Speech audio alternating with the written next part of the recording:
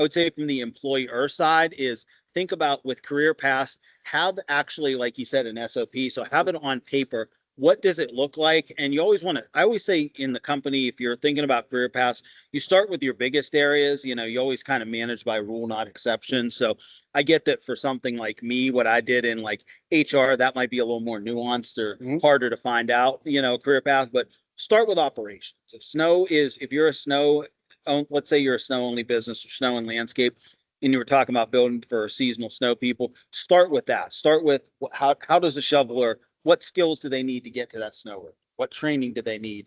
Document it, have people that can give it, have time that you allow for it, and then move on. Same thing with, how you go snow raider to, ATV, UTV, or maybe skid steer loader, have them maybe do the big passes with the loader. Maybe they come.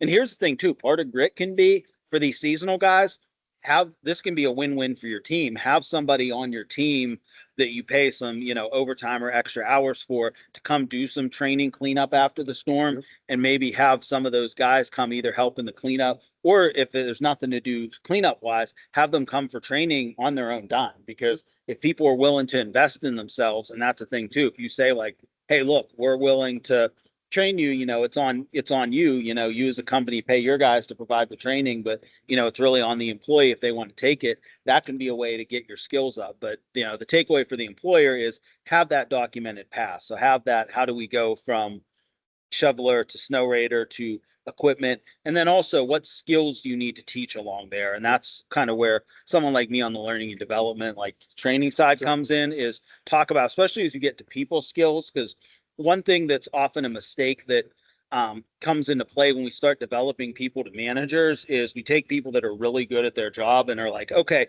you're ready to be the crew leader. But being a people manager, as you probably know, is moving to it. It's a way different thing. You're now responsible for others. And there's a lot of skills in how you talk to people, how you hold people accountable, how you do one-on-ones. So come on in, man. Grab some popcorn if you want. No, I'm good. Okay, my man.